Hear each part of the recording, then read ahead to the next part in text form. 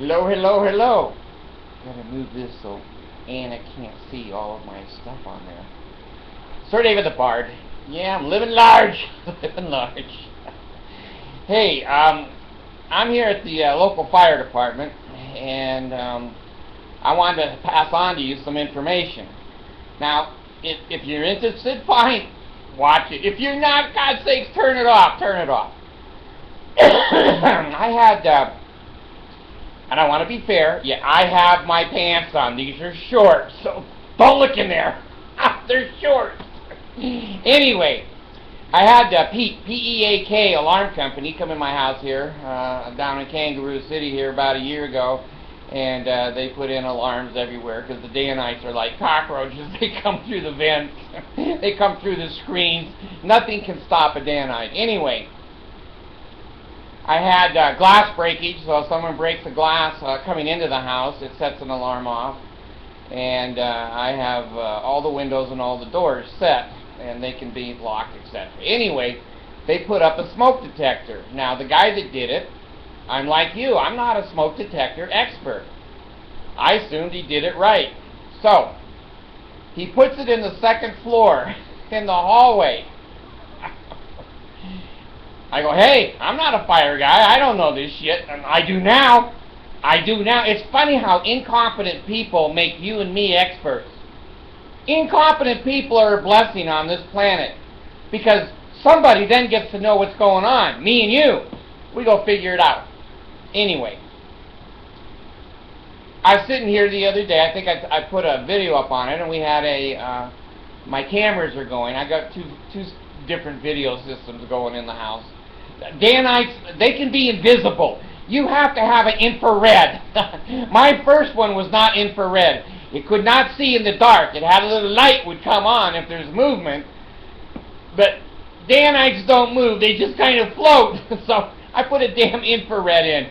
Now I can see them floating through the room looking for me and just shut the damn door. They can't come through doors.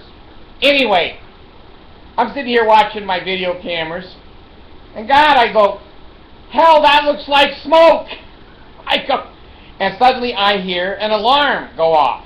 I go, I think the alarm thinks there's smoke too. So I jump up, and at my age, I don't do much jumping. But with a fire, the bark can be fast. I go out to the damn kitchen, and the whole stove, the front, not the top, the whole front of the stove is on fire, and flames are reaching up to the microwave above it. I said, I don't think this is good. Jesus. I go, Jesus, where are you? And he yells, I ain't doing nothing as usual. Grab the fire extinguisher, you stupid bastard. I never do anything for people. Okay. So I grabbed this 20-year-old, 15-year-old fire extinguisher that came with the house years ago. I didn't think it was going to go off. You're supposed to recharge those every 2 years. Luckily, it went off. What a mess. What a mess. I couldn't breathe. Smoke everywhere. It did put the fire down, put it right out. The plastic handle on the front of the stove was totally melted and on fire. All the towels that burned that were on the handle, they were all on fire and gone. So I opened the front door, and I opened the patio door, and I can't even breathe. There's so damn much smoke on the first floor, I can't even breathe. So I call the fire department. They come out and go, well, be more careful. And okay, we will. Then I called Peak Alarm. Peak Alarm, Salt Lake City, Utah. I said, you know what? Your alarm was asleep or dead. Oh no. Our alarms never sleep, and they're never dead. But let me tell you something. Experts, where that alarm is placed, the entire downstairs of the house would have had to burn to the ground before there was enough smoke for your detector to pick it up. Well, it looks like I put it in the wrong place. I said, yeah, I'm going to put it up your ass if you don't move it and you don't bring in 3 more alarms. This house is not fireproof. I'm pushing 70 years old. My wife's from the Philippines. I got a 12-year-old. And between the 3 of us, we start fires sometimes. the only one we've ever had that had to use an extinguisher. Well, I'll call you and I'll let you know. I said, let me tell you something. We're on video camera, 2 systems talking right now.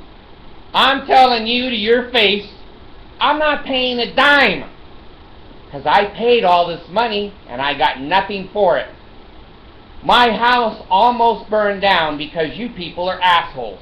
You don't train your people well enough. That ain't my problem.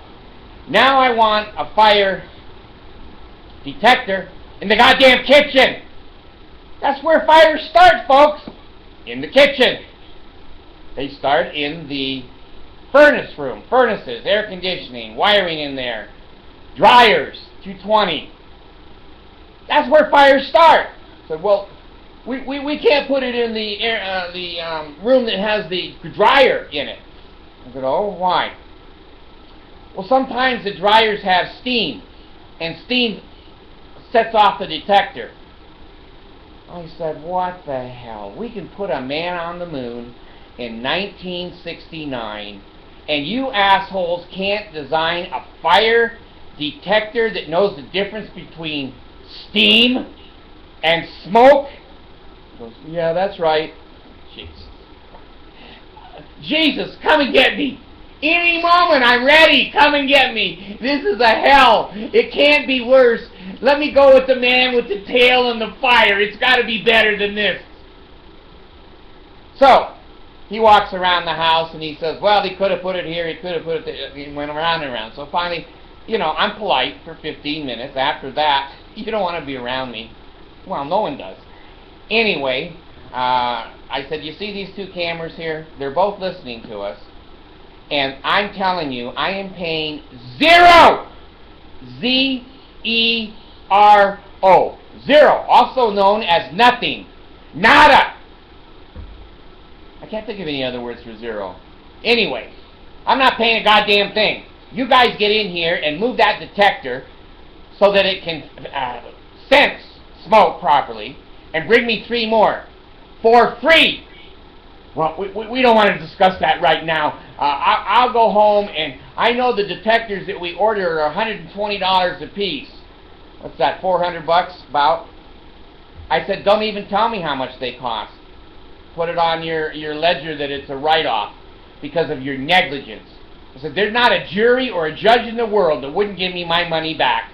And my kitchen caught on fire, and there was so much smoke downstairs we couldn't even breathe, and your detector upstairs was having a siesta. Well, I'll call you and let you know. I know how these things work. I'm old enough to know humans now. So the phone rings, and my wife's phone missed the call. So I got the number, I called him back, and I left a message. Charles, this is the Bard. When are you coming out with those detectors? Well, he doesn't call back for 4 days, 5 days, 6 days. In between, Peak Alarm calls me and says, oh, we're going to be out there on Friday from 1 to 3. Would that be okay? I go, yeah, I got a presidential meeting with Obama right around 12, but I can be home by about 1. 1's going to be fine. And I sat on my ass in this chair all day waiting for them. 3 o'clock comes around. No one shows up. Am I surprised? Not really. Am I upset? Usually, yes. So I call them. And he says, oh, I was meaning to call you. I said, well, it's a good damn thing I didn't have another fire, isn't it? Well, I've got this worked out for us. I'm going to eat the labor, and I'm going to have you pay for half of the smoke detectors coming out. I said, I don't know what kind of an education you have, or if you have some kind of special ed with your thinking process. Do you remember my cameras? Oh, yes, I remember.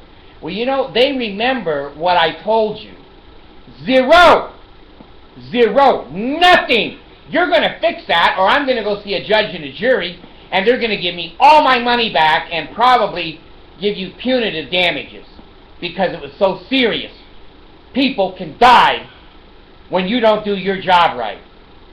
Well, when they start doing the well, that's the Mormon trick. Well, the Book of Mormon, it came from outer space. The Book of Abraham, we don't know where the hell it came from. And Joseph, who? Anyway, he says, well, do you want my general manager to call you? I said, no. No, you don't have to have your general manager call me. You need to call your billing department and tell them they've got the last dime from the bard. Just like the Mormon resignation and tithing. I owe you 0, and you're going to get 0, because I want this alarm system pulled out, the breakage system, everything. Because you guys are idiots. You don't know what you're doing. So, no, don't have him call me. I don't have a problem. No, just tell him to cancel our subscription with you guys. I hung up. Well, guess what? Ring-a-ding-a-ding. Remember that girl on Laughing? That's such an old show. God damn, I'm from another world. Laughing. Ring-a-ding-a-ding. Anyway, they call, and they're on conference call. They go, we understand. He says to me, the manager says, how you doing? I says, how do you think I'm doing when my goddamn house caught on fire? I'm paying you people to figure that out, and you couldn't figure it out. What do you think I'm feeling? Well, there goes the Mormon hokey pokey again. Well, what can we do to make you happy? I said, what you can do to make me happy is come out and move the damn smoke detector that's in the hall on the 2nd floor. It doesn't know anything. It's retarded. Put it where it will actually have some work. It's on, right now it's on workman's comp. Then come in and bring me 3 more detectors and put them where I say. Where I say! I'm not the fire expert. I know shit. You guys don't know. He says, what? The hokey pokey. He goes, when we get an alarm from your house, the trucks roll. No matter what, the trucks roll, and if you get false alarms, they're going to start charging you. I said, you know what? I'd rather pay the fire department to be here than pay you not to be here. So, goddamn, I'll take the you'll have to sign. Oh, I'm terrorized. I have to sign a waiver on the new alarms. I said, I want one in the kitchen about 10 feet away from the stove, because my Filipino wife, she sets the kitchen on fire a lot. But Walmart usually takes care of that with the smoke detector. Now I got a 12-year-old girl. She's learning to cook. Now she's going to have some accidents. God damn, every time I go out and make a piece of toast, the toaster's on fire. I'm banned from the kitchen. At my age, I'm not even allowed to be out there. And that's a good policy. So they're trying to intimidate me. We want to put them where they don't have to work. And I go, no. You're going to put those damn things where they work all the time. So I call up and I say to Peak Alarm, what's going to happen? They said, well, you're going to have to pay for all of those false alarms. And I said, well, can't you call the truck back and say, hey, it's not an emergency? Absolutely not. We have a policy, and the fire chief and everybody, even God, when that alarm goes off, we go to your house with sirens and drag that hose. They said, well, watch out for the kangaroos. They don't know fire trucks and hoses. Let them jump a little bit out of your way. So I said, hey, you know what? I'm not an expert on that. I'm an expert now on where to put those goddamn alarms. It's where the fires are. I think I'm a genius. I think I'm a genius. So I called the fire department. I talked to the guy there, and I said, well, the alarm company said there's no such thing as a false alarm. Once that rings, you've got to come out, drag up all those hoses, and slap the bard with an axe. And they go, no. Not true. We've changed our policies. If you call 911 after that alarm goes off and tell the dispatcher it's a false alarm, we don't come. We turn the trucks around. We don't come. I said, well, how come my Peak Alarm doesn't know? Well, because they're stupid. Well, I'm going to agree with you. So now I'm an expert that you can cancel a false alarm. You can call the fire department, he said, yourself, or 911. It's going to be the quickest. That's the dispatch person. And say, hey, Allison's got incense on fire again, and damn, the house is not on fire. Don't come. You don't get charged for that, etc. You get charged after 4 or 5 false alarms a year where they drag that hose up, 8 stories or whatever. That pisses them off, and I don't blame them. So anyway, I wanted to let you know, if you've got a fire detection company, make sure those damn detectors are where the fires are. Kitchen, laundry room with the furnace and the air conditioning units. And I hate to say it, but I put one out by the fireplace. In the living room. When that fireplace is lit, there's sometimes the bard can't see where the glass is. Sometimes I start the fire over on the couch and think it's the fireplace. So we need alarms everywhere. And my incense in here, there's a few marks, a very few, on the carpet where the incense was burning on the carpet. So I'm going to have one put in here. Put your smoke detectors where they really can smell and see smoke. And set up with a company that will call a false alarm off, and the fire department will not come in, and you're not going to get charged. So now the Bard is an expert in the placement of smoke detectors and in the policies and the procedures of the local fire departments that go, we're not going to come out and drag that hose up there 8 times. And when you've got disabled people in there and you've got old people in there, we're not going to charge anybody. Now, my son Aaron, he's autistic, and he used to call 911 like 3 times a day. And I just get a phone call back from the chief of police and say, hey, David, is that Aaron? I go, yeah, it's Aaron. Okay, thanks, bye. There's ways to work this out, folks, but when the companies see that extra money and their equipment doesn't have to work and their monitors and people watching your system don't have to work, that's their favorite thing.